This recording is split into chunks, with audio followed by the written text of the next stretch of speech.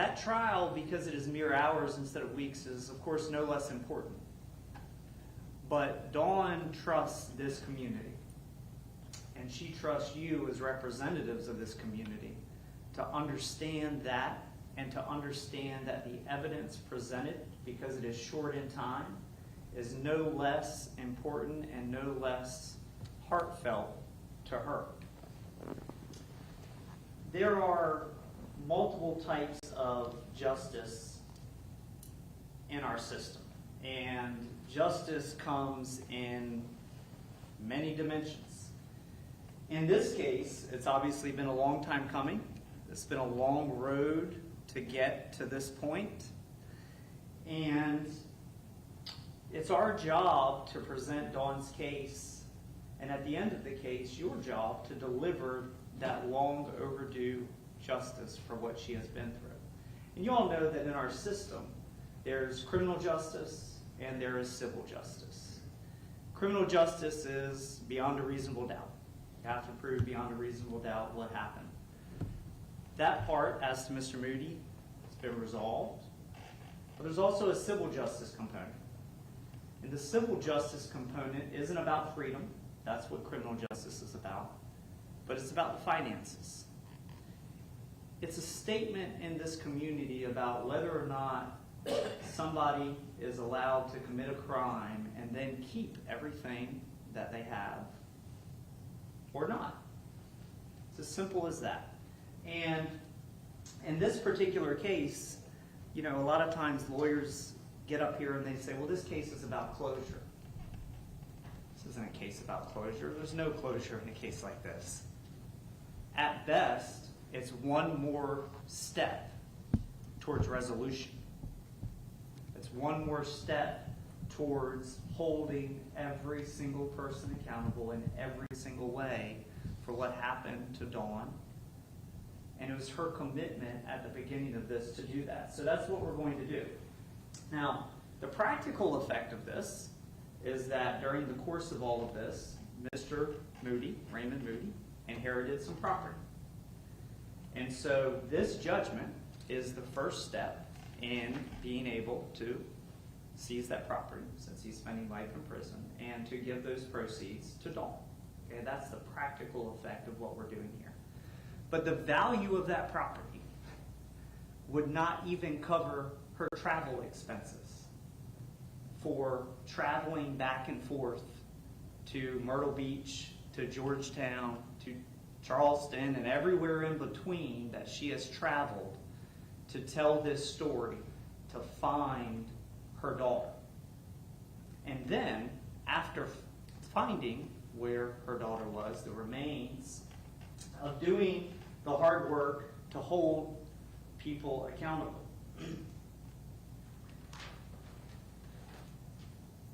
It's important for another reason. It's important because it's our community's opportunity to speak as one voice. That's what verdict means in the Latin. It means to speak the truth.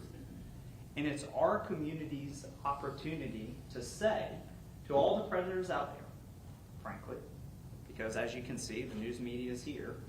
People will know what happened in this courtroom. And this will say to those predators, whether you are of limited means or a billionaire, and we all know predators span the spectrum of socioeconomic bounds. They span the spectrum of status in society. It'll say to them that if you come into this community and you cause this level of pain to a mother, you will be held fully accountable. You will be held fully accountable criminally, and you will be held fully accountable civilly. So while you may not care about your own freedom, perhaps you care about your family's financial freedom if you have a family. And just know that in this community, we will hold you accountable for the full measure of damages. That's what this case is about. So, there were a lot of ways that we could proceed. And Dawn and I have spent countless hours together talking about this process and what's required. This is a required part of the process to go through and get a judgment in order to hold somebody civilly accountable. And I want to give you a little roadmap so you know what to expect in this case. As part of this, I'm going to actually show you a video here in just a few minutes, which is put together by 2020. It's a news timeline, basically, of everything that happened in the case. And we're doing that in lieu of bringing in all of those witnesses over the course of weeks and giving you that testimony live. At the end of that, I'm going to have Mike Connolly from the FBI, who was the FBI agent that, one of the FBI agents that worked very closely with Dawn in finally solving this case and figuring out what happened. He's going to come up and he's going to corroborate basically what you saw in the video as to Mr. Moody, okay? And then he's going to fill in some of the gaps, because there are a few gaps that are important for you to know as far as what Dawn did to make all of that happen. Because here's the truth.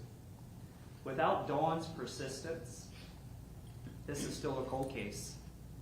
Brittanee is still buried in the woods in Georgetown County. And nobody knows what happens without her persistence.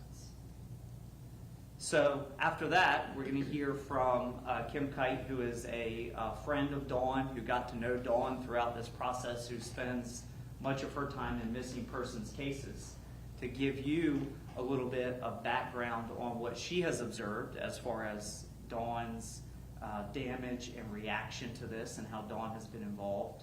And then finally, you're going to hear from Dawn, okay? And just 3 witnesses, and we hope to be able to keep it moving. And Dawn is going to speak to you in a way that will be difficult because it's not prepared remarks like they have been before. It's going to be question and answer. But Dawn's tough, and I know that we'll get through it. And then we'll rest our case. And when we rest our case, it'll be Raymond Moody's opportunity if he would like to present any testimony or evidence to you at that time. So that's how it'll go. At the end, there'll be closing arguments, which will be a lot like this.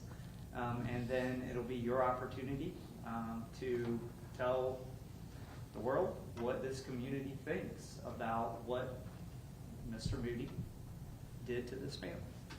And that is how we will conclude. And I hope that we haven't badly miscalculated. And by the end of that, you will have enough information to understand what full justice in this case looks like. That is, at the end of the day, that is my job, that is Matt's job, that is our undertaking. And I will tell you, it is a heavy undertaking. Not something you want to get wrong. So that's how we're going to proceed. We're going to play that now. I'm going to sit down for it. Granted, that episode is just over now. We are going to fast forward through the commercials, so we're going to do it like on the streaming version, and then we'll be on to the witness testimony.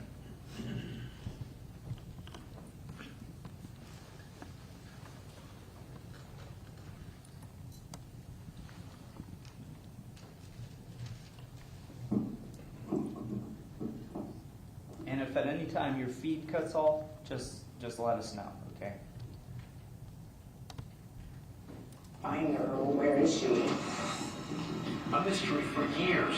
Now, for the first time, exclusive interviews with the investigators who solved it. We said, let's look at this thing scientifically and not focus on any specific individual. You're just trying to put those little pieces together to build some type of a profile of her pattern of behavior. At what point did you get a sense that she went from walking to being in a car? Look, my daughter did not run away, I'm telling you. Her drive to find her daughter kept everybody in the nation interested in what was going on with Brittanee's case.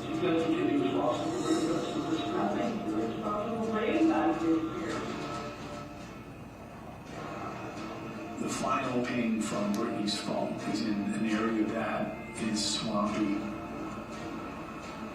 It's not an area where a 17-year-old girl would be traveling. And then the FBI drops